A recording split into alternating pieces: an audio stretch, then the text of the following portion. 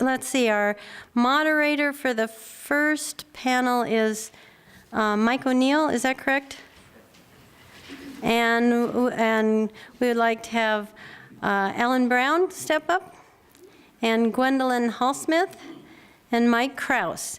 Ellen Brown is the founder of the Public Banking Institute and an author. She wrote Web of Debt, another good book. Gwendolyn Hallsmith is the executive director of the Public Banking Institute and also an author. I gotta look up, she just gave me a copy of her book. So Gwen, what was your latest book? Creating Wealth. Creating Wealth. Yeah, there you are. And Mike Krauss is the chairman of the Pennsylvania Public Bank Project. And these folks together have an incredible amount of knowledge. So please welcome our panel. Well, good afternoon. My name is Michael O'Neill. I'm the Chief Compliance Officer at Colorado Community Bank, and I've been asked to be the moderator on the first panel, and I'll be speaking on the second panel. Welcome to today, Banking on Colorado, bringing our money home. Our first speaker is Ellen Brown. Ellen is an attorney, founder, President Emerita, and Senior Advisor of the Public Banking Institute, and the author of 12 books, including the best-selling Web of Debt. In the Public Bank Solution, From Austerity to Prosperity, her latest book, she explores successful public banking models historically and globally. She also has written nearly 300 articles on this subject and posted on her blog at ellenbrown.com. Please welcome me and welcome Ellen to speak to us. Okay, Nomi gave a great breakdown of what the problem is and why we should have our own banks. So I'm going to say what public banks are and what the model is. I thought I might as well do a few slides, which are the slides that I left out of my slideshow this evening. So in the US, we have one state-owned bank, one state-owned depository bank. That's the Bank of North Dakota. There was a Wall Street Journal article recently that said that the Bank of North Dakota is more profitable than the Wall Street banks, which is remarkable. And the reason it's more profitable is that they have very low costs, and they don't speculate, so they didn't get into trouble like the Wall Street banks have done. And they have an amazing record. They have the lowest unemployment rate in the country, one of the lowest foreclosure rates, the lowest default rate on credit card debt, and they were the only state that completely escaped the credit crisis. Like, they never went into the red. So some people say that was all about oil, but actually the oil boom didn't hit until 2010, and this was already in 2008 when they were doing remarkably well. The Bank of North Dakota was formed in 1919 when North Dakota was suffering from a depression. Their farmers were suffering from a depression. They were losing their farms to the Wall Street banks, particularly to J.P. Morgan, which there was a J.P. Morgan cartel where the J.P. Morgan owned the bank, owned the railroad, and owned the granary. And when the farmers figured out that they were not taking their grain, although it was actually good grain, and they suspected that there was an actual conspiracy to get their farms, they formed a movement that was called the Nonpartisan League, and they managed to win an election, and they got this state-owned bank set up. So they've been working at it for a century and have done, it's just had a stellar record. The model of the Bank of North Dakota is that the public revenues are by law deposited into the Bank of North Dakota. It's set up as a DBA of the state, so it's set up as North Dakota doing business as the Bank of North Dakota. So technically, all of the assets of the state are the assets of the bank. So it's hugely capitalized and has a huge deposit base. So it can do what other banks do, and I'm going to go into that this evening, which is create money in the form of credit or in the form of loans. It has a return on equity between 17 and 26% just in the since the credit crisis. Its model is that it partners with the local banks, so it doesn't compete with the local banks. And in fact, they've told us if you want to get your bill passed, you probably should follow the same model because you want them on your side. You need a constituency. But it also serves the Bank of North Dakota because it means that they don't have to have a front office that's out there determining creditworthiness of borrowers, et cetera. What they do is they step in, they let the local banks do all that. The local bank deals with the customer, and then the Bank of North Dakota steps up and provides capitalization and provides liquidity. So they allow the local banks to make much larger loans than they would have otherwise. They can do development local development that they couldn't otherwise have done. You know, Wall Street has no interest in these local development projects, and without the help of the Bank of North Dakota, the local banks would not be big enough to do them. So it's a very productive model for the local economy.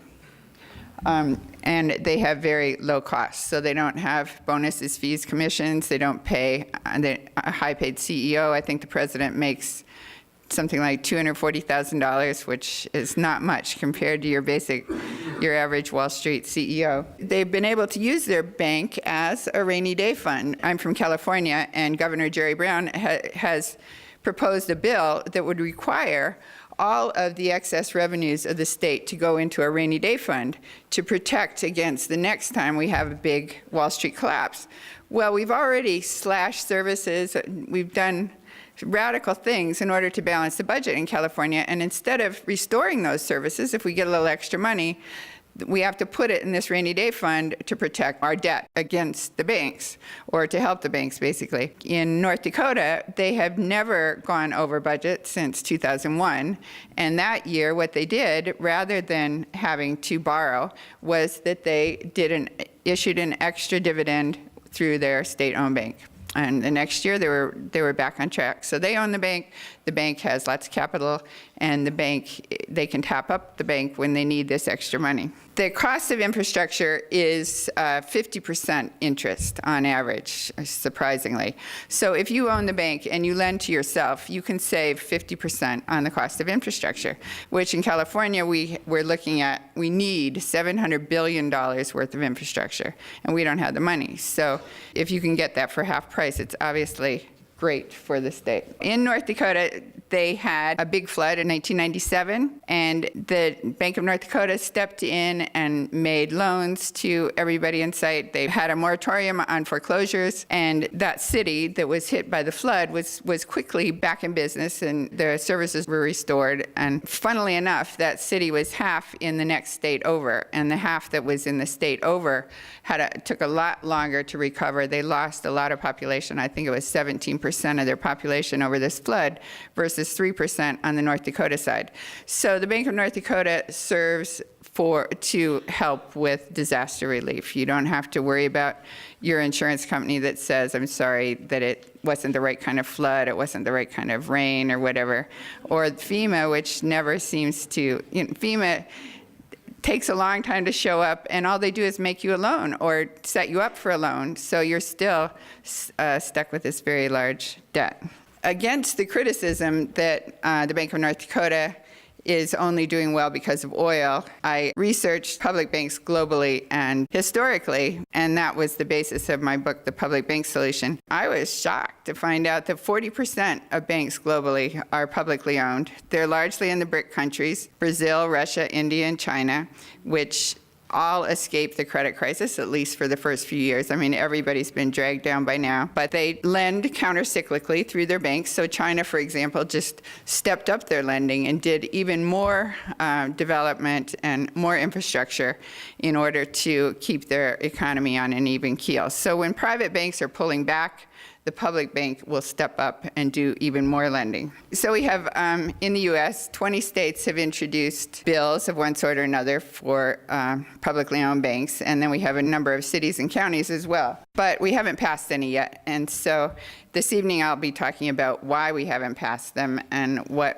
how we can make our argument stronger so that once you get it, it's a no-brainer. I mean, we absolutely should have our own banks. We should be making all that money that Nomi pointed out that Wall Street is making. And we could be doing it. We could be generating lots of income for ourselves through our own publicly owned banks. Thank you.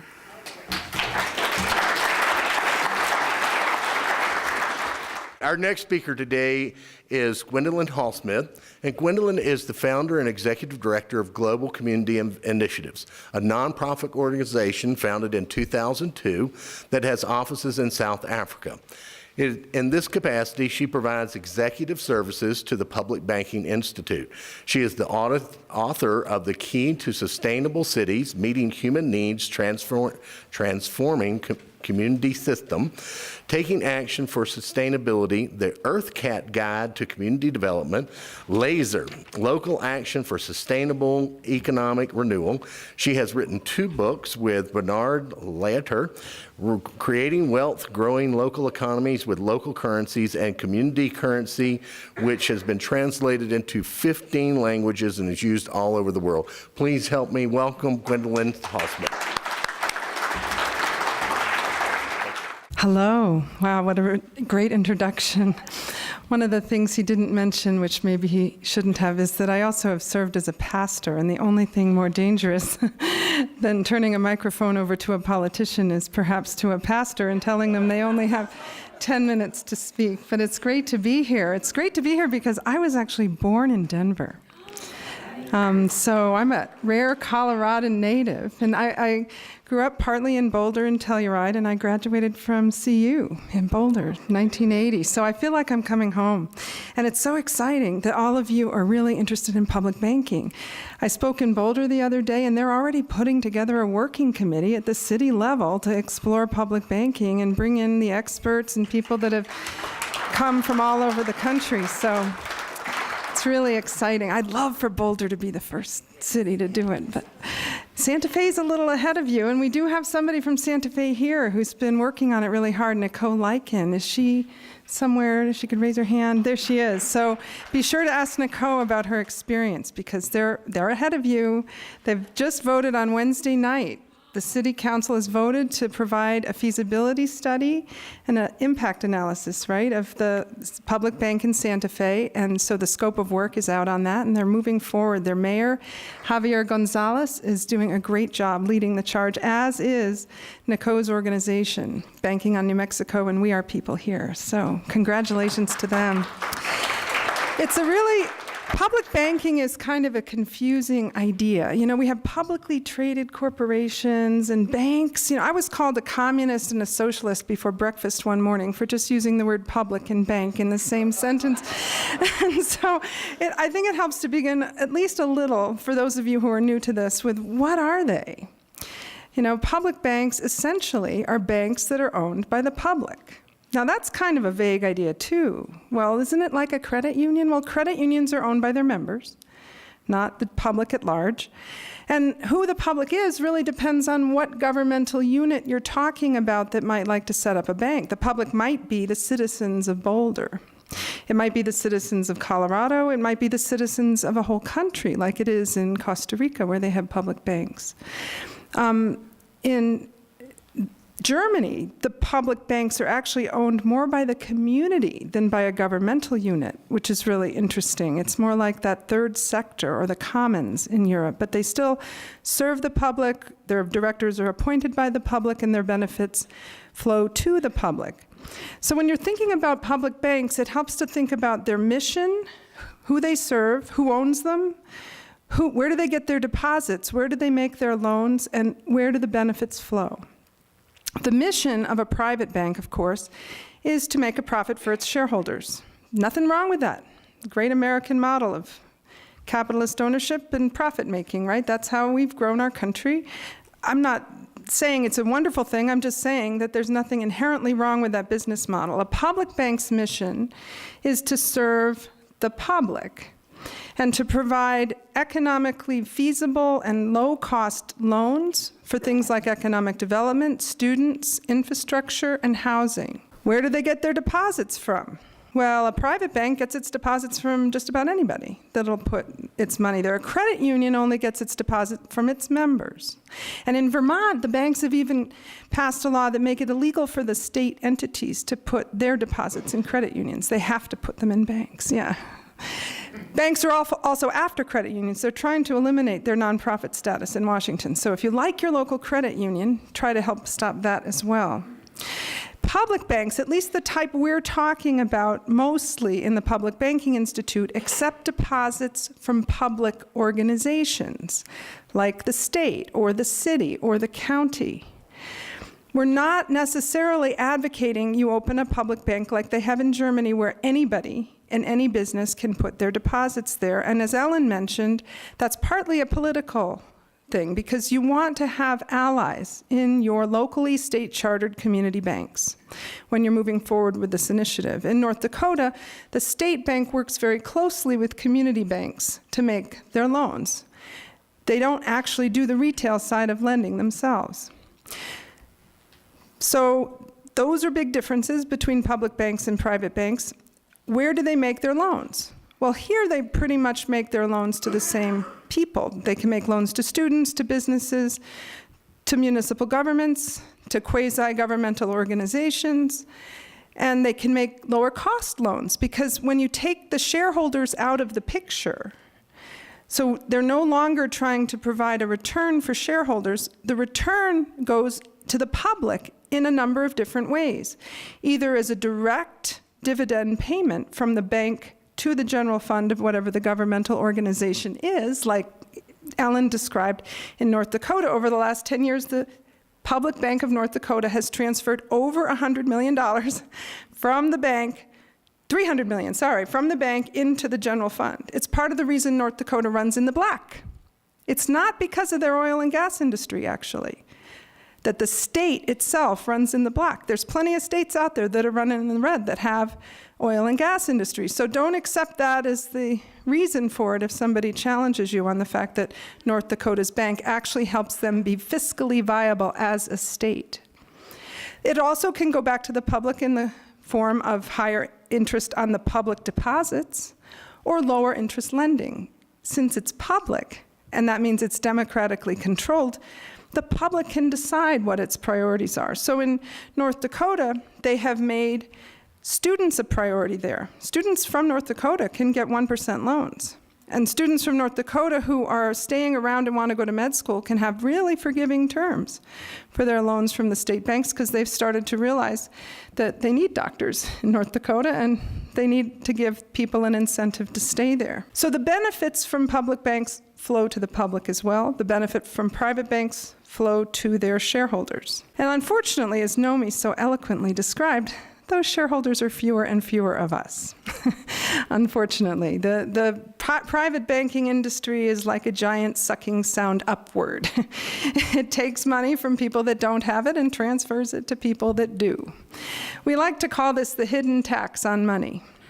Fully 40% of everything you buy or own is made up of those interest costs. 77% of the cost of affordable housing is the interest payments. So we could do a whole lot more affordable housing if we weren't paying this hidden tax on the money we use. And the money we use is guaranteed to us in the Constitution.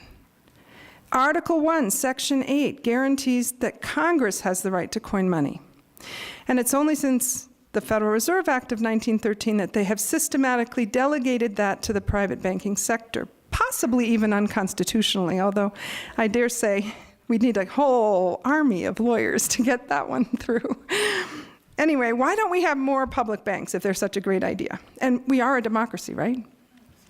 Well, it has to do with the evolution of banking and, to some degree, the Federal Reserve Act, which was passed in the dark of night, December 23rd, I think, at about midnight. How many congressmen were hanging around the halls of Congress then? I'd like to know. 2 days before Christmas, 100 years ago. Sort of like the Patriot Act. It went through really quick without a lot of input from the public. But there had been a long battle around banking in this country before that. I don't have time in 10 minutes to go into any detail. 2 minutes left.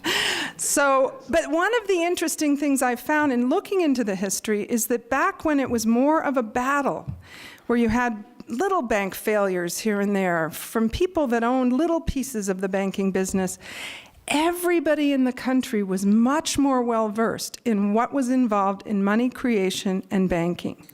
Everybody was. Today, we are all completely in the dark. Who can tell me the difference between M1, M2, and M3 in a soundbite? For example, and that we have arguments about the functions of banking, and it's not crystal clear, is an absolute reason why it needs to be more democratic. So how do we get more of it? How do we get more public banks? Well, because I have less than a minute left, that's what I'm going to talk about on the next panel. But in Vermont, I can tell you that I worked hard to try and get a public bank passed. We have done a feasibility study, which is available online, and we actually got legislation passed that requires our state treasurer to transfer 10% of her average daily deposits to VITA, our state-owned, state-operated economic development authority. So we have a baby step in that direction, but it's completely inadequate and actually not a public bank at all. And I can tell you, when 19 towns vote to direct the legislature to do something, and lots of groundswell of public support comes forward, and it still doesn't happen, there are some really formidable forces stacked up against you. And so you need to understand that and understand the level of education required to change the mindset around money and banking and get us all as well versed as they were back in the late 1800s. Thank you.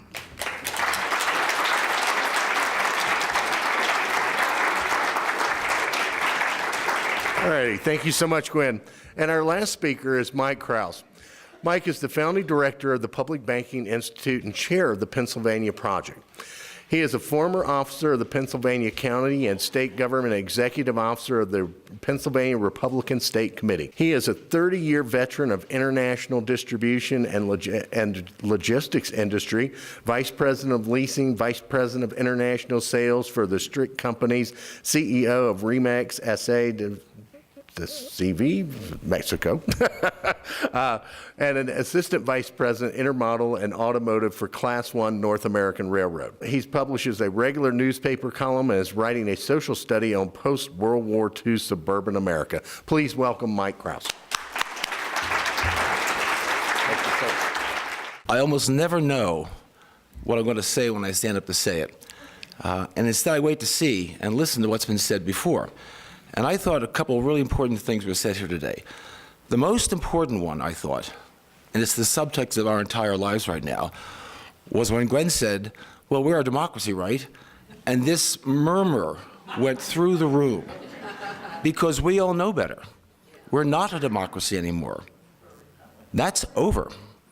It was taken from us. Would you like it back? Yes. Okay.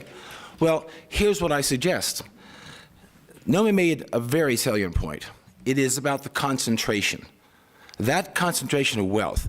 Before I was anything before in life, really, I was a government major, so I'll give you Government 101. All political power flows from wealth.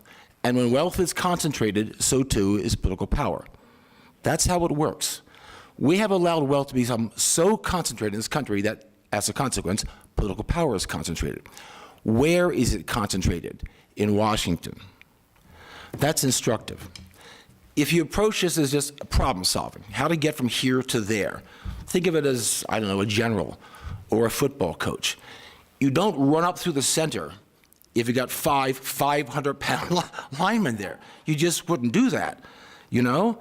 And if you were a general, you wouldn't go right at the enemy where he is most heavily concentrated. You just wouldn't do that. That's suicidal. What would you do?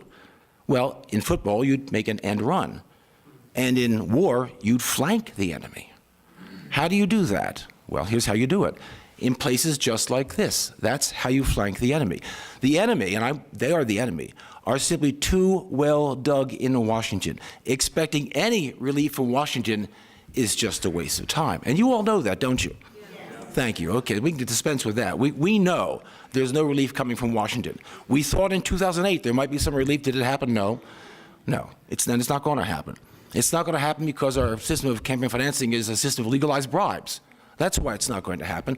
And they don't bribe you while you're in office. They just hold out this reward, this little sinecure when you're out of office. Boards, commissions, agencies, corporations, boards of directors, back to the law firm you came from at 5 times the salary. That's called a round-trip ticket. You know, you work your heart out for Goldman Sachs, you're down to Washington, take a big cut in pay, go back to Goldman Sachs at 5 times the pay. Our Attorney General is going to repeat that little performance very shortly. That's real close to unacceptable. So if you can't go up the middle, you go around the end. Well, that speaks to our strengths. 200 years ago, de Tocqueville, the French historian, was roaming around the United States, and he observed something. It was the phenomenal diversity of the United States. We're still that. There are other diverse countries. The UK is pretty diverse, but it's 36 million people. We're 330 million people. The diversity of our resources, our people, our talents is absolutely still extraordinary. But you've got to enable that.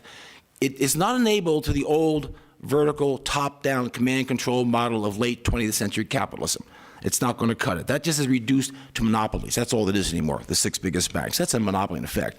What we need is a lateral, distributed way to get at our problems. Well, how do you engage the people of the United States in that way? Public banking. We don't need Washington to form a public bank. You can do it here.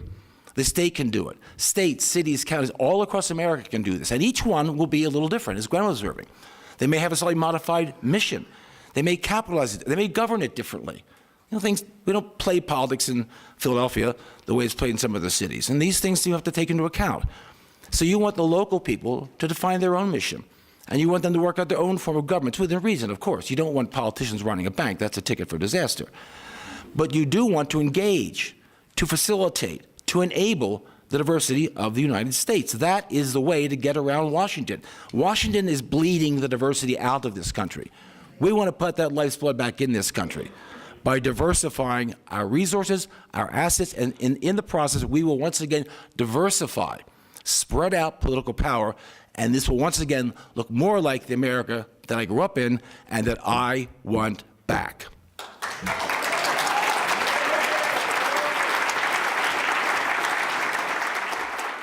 Wow, okay. So everybody voted, right?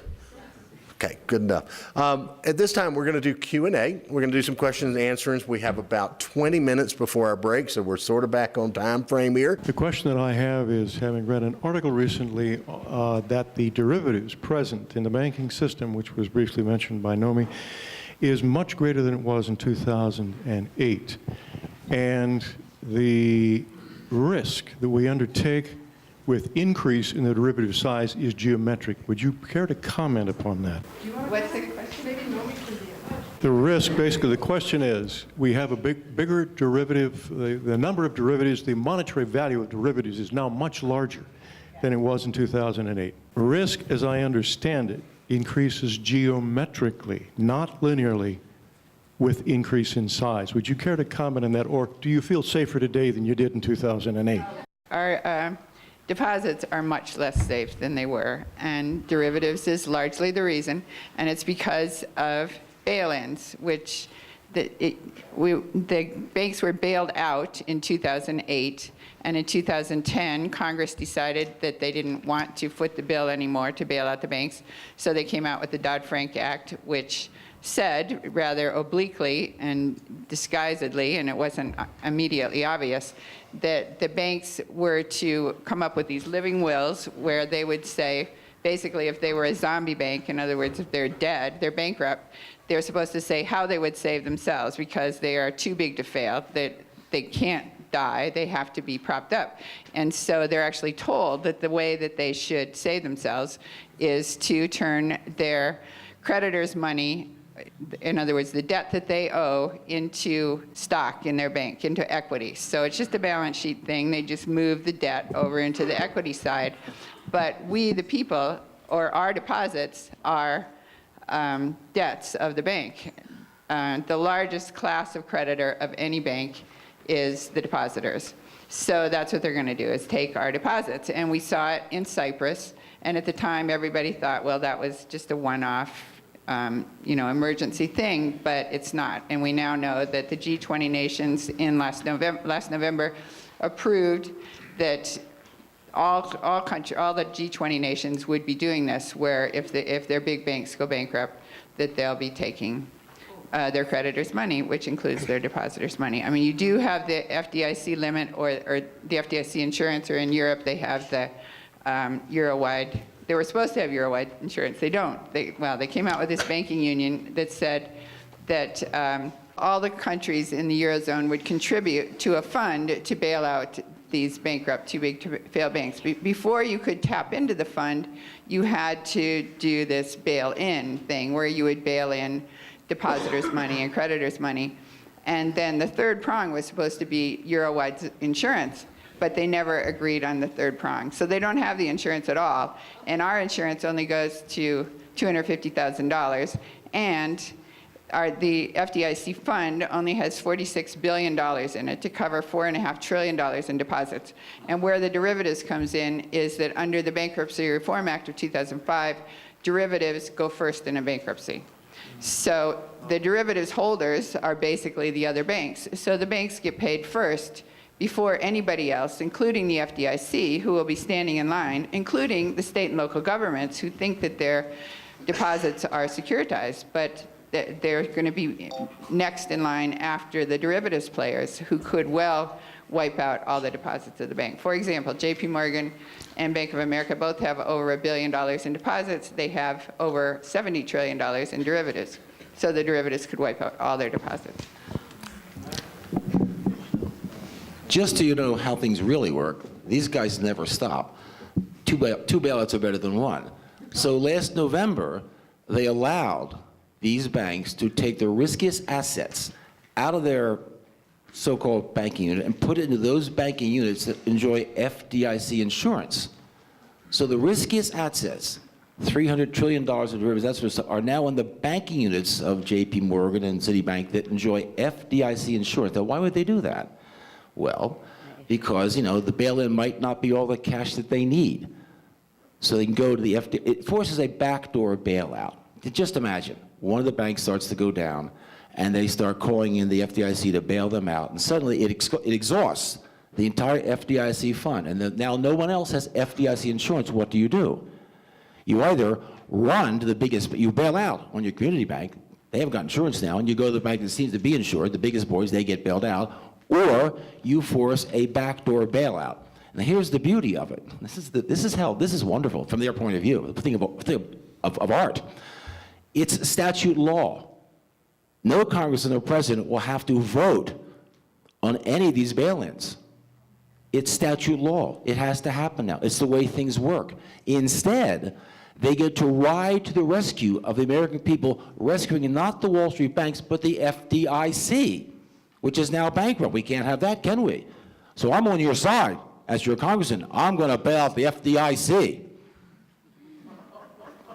This is a thing of beauty. You really have to understand how well these people have this game played. Why I say there's simply no relief in Washington, none whatsoever. But we've been set up with a 1-2 here. No stone unturned. Yeah, and I just have one short thing to add, and that is, how many people here expected to be paying for gas what they're paying today a year ago? Yeah, the drop in oil prices seems really good for us, but those derivatives are bets on those prices. And that's why they've moved to the new bailout legislation that was signed at the end of last year, because all of those derivatives bets really went south. Now, when you think of what happened to the housing market back before 2008, where housing prices started dropping unexpectedly as well, which resulted in the collapse, then I think we could be looking at a similar scenario with a sudden drop in oil prices, as much as we like heating our homes with that less expensive oil. All right, thank you. Yes, sir.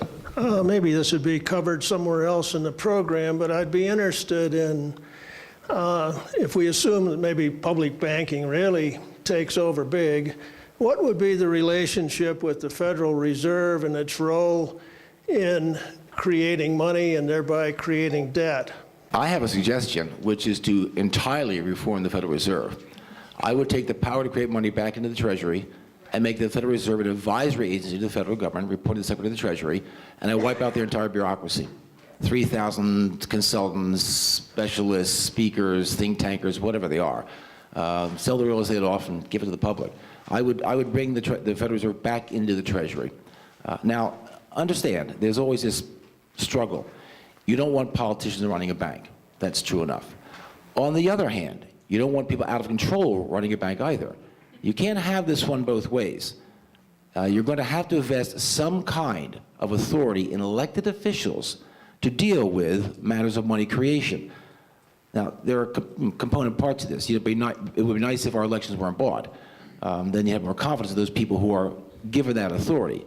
But you really can't have this one both ways. Either you let the experts run the show, we see what happened there, or elected officials must have some authority to exercise judgment over the creation of money, the cost of money, our cost of credit, interest rates. I would take the Fed back into the Treasury and read it to an advisory body to the Secretary, reporting to the President. Then you'd know who was in charge. Nationalizing the Fed. That would be a great idea.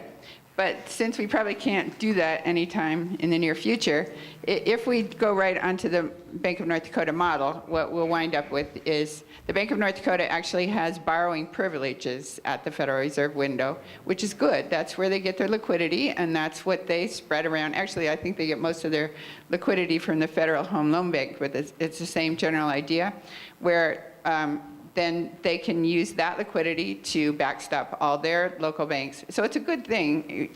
So basically what we'll become is a Wall Street bank run for the benefit of the people, serving our local communities.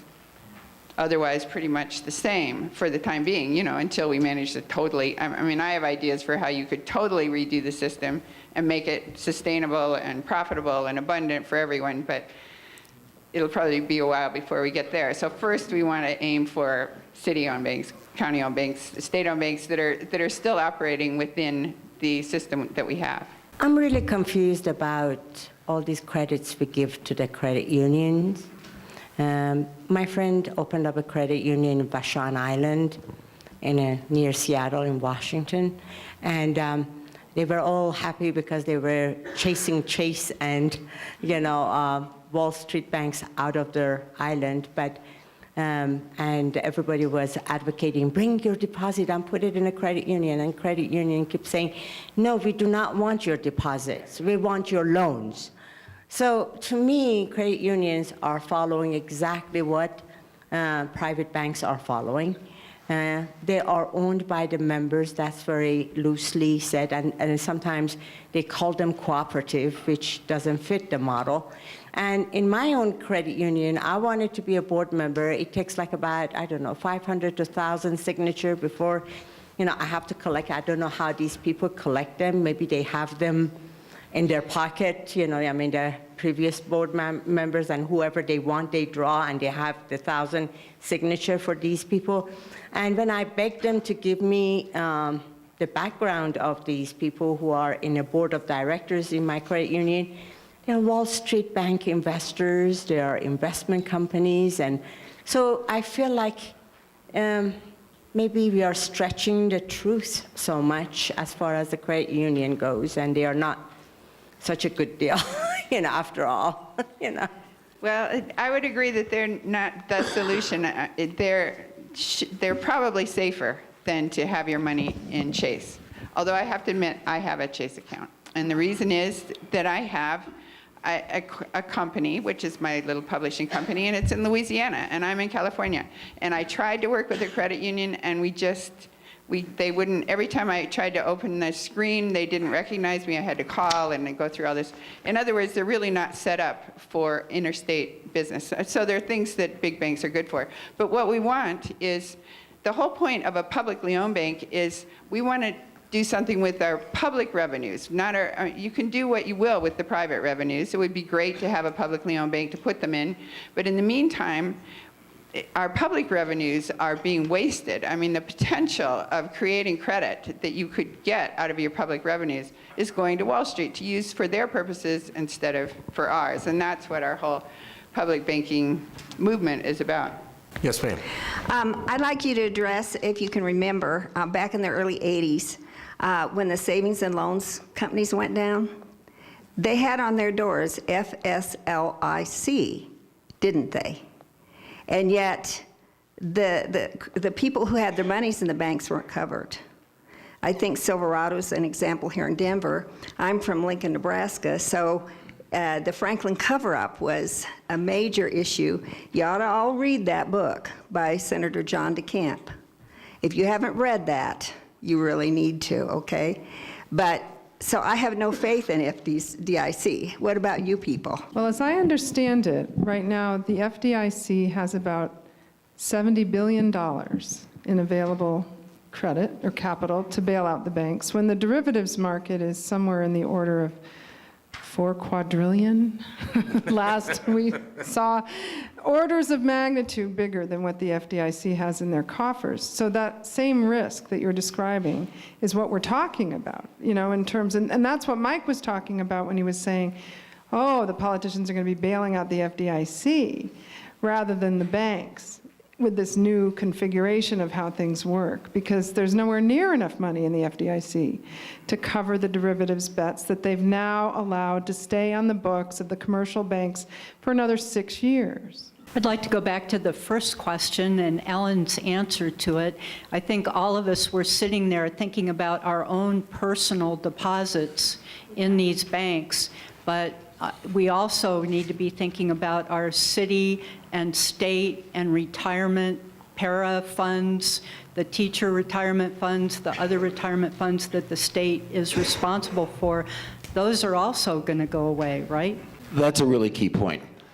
The amount of public funds, municipal deposits held by the biggest banks, by and large, community banks don't hold a lot of municipal deposits. They must be collateralized in most states, in Pennsylvania certainly. So the community banks don't want those deposits, it ties up their capital. So for example, the city of Philadelphia has a $400 million cash balance in one account with Wells Fargo, mostly the payroll account. I don't know what the school district has on deposit, what the airport authority has on deposit, what the parking authority has on deposit, what the Joint Toll Bridge Commission has on deposit, what the Southeastern Pennsylvania Transportation Authority has. I have no idea. Little Reading's got $24 million on deposit. It's 85,000 people. There are probably, I don't know, maybe a couple $1 trillion of municipal funds on deposit at the biggest banks. So let's say you're Philadelphia, and the bailout goes into effect, and that $400 million goes down to $200 million.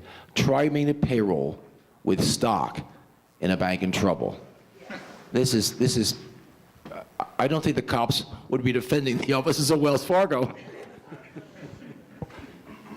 I've talked to, well, I think I talked to our treasurer's department in California and brought that up, and they said, oh no, we're not worried because our deposits are collateralized. They think that they've got probably government securities to protect their deposits with the big Wall Street banks. But I think Nomi can speak to this better than I can, but that, excuse me, excuse me, that collateral is used more than once. I mean, it's used off book for things like repos, and so that collateral could disappear and will disappear if there's a big derivatives bust, I'm guessing. Thank you. In Vermont, the $350 million average daily balance that the state treasurer has on deposit with the TD Bank is secured by a letter of credit from what Ellen mentioned before, the U.S. Federal Home Loan Bank. Now that sounds good, doesn't it? It's got U.S. in it and federal, sounds nice and safe. But it's actually a cooperative of all the banks that do housing lending. So it's really as safe as the entire banking system.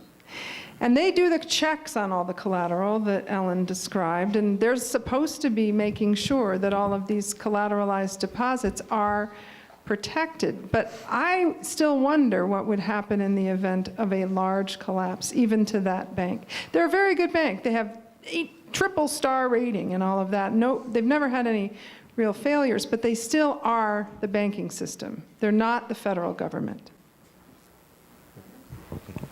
Say one thing. I did read somewhere where local governments were being advised to, I can't remember the word for it, but it was a deal where you're using a pool of collateral. So you're sharing your collateral with other whatever governments or whoever is using that collateral, as if this was a good thing because it would be cheaper for you. But if the bank goes down, that pool is going to get wiped out, and you're not going to have your collateral. This, I think, will come up a lot. You know, how safe is what we have in any bank and in any municipality in any state relative to how much risk the larger banks who control most of the capital and most of the exposure in the world, and certainly our country, use it for. And it's like, think of it like this. I mean, if you have, you go to Vegas, you go wherever, and you take a bet, and you lend someone $5, and you lend someone, and then you get $5 from someone else to lend to someone else, and you get another $5 to lend to someone else, and you get another $5 to lend to someone else, and then you're the one making the bet. So you've got all these loans extended, all of their bets go wrong, none of them pay you back, you're now on the hook for 5 times, however many times you ask for money. That's basically taking that $5 of collateral, multiplying it and multiplying and multiplying. So I look like I'm betting. I am betting. Most of it, if not all of it, is not really money that I have in hand. It's just I'm good for it. And with the derivatives market, which has increased by 20% since the 2008 crisis, so the size of the risk that these banks hold on their books has increased by almost 20%. That's after we supposedly, had a major crisis, and the government, didn't necessarily do anything about it, but allow these banks to be recapitalized so they have more collateral, which they don't use for loans, which they use to make these bets. That's why the derivatives books have grown by so much as their deposits and assets has, because they have our money, but what they extend in loans to individuals and small businesses and so forth has actually been reduced. They're using this $5, except to the tune of trillions and trillions of dollars, to go and bet on everything else without necessarily having it in pocket in case those bets go wrong. So where is the pocket? The pocket then goes back to the real money, and the real money is the real deposits and the real state revenues and the real actual cash. And that's really the problem with all of this sort of top-down approach, is that the top isn't really using the money for anything more than to recollateralize all these extra growth in bets. And that's kind of what we're facing. We're trying to basically reduce the risk that legislation isn't reducing, that these power relationships that we've all been talking about haven't reduced and instead have increased. And that's another reason to rejigger this entire system. I've read that Woodrow Wilson said the biggest mistake he made in his presidency was signing the Federal Reserve Act. And more recently, I've read that Larry Summers has said that since when banks lend money, they're actually just creating new money. They're not lending out your deposits. Banks should not even pay interest on deposits. They should be charging you like a storage unit or a safe deposit box. Yeah, that would be demurrage, or negative interest currency, which has actually existed in the world and which might make a big difference. That's a long story, though. I just wanted to ask a question about the facets of taxes and these different banking systems. So whether it's the credit union, a public or private bank. And if you could just speak to that in any... Could you repeat? How these different banking systems are taxed. Well, credit unions are nonprofits under the federal law, and so they don't pay the same taxes as the privately owned banks. That's what the banks are going after. They're trying to eliminate the credit union's nonprofit status. I have some graphs that I'll be using this evening from the Sparkassen Group. The German banks, the German publicly owned banks, are doing much better than the private banks, but they also pay much more in the way of taxes than the private banks. And even when you take into account their after-tax profits, they're still much more profitable. So they're a big money maker for the state both ways. Alrighty, thank everyone for their time. We're going to reconvene in about 10 minutes at 2:40. Please, big hand for everybody here.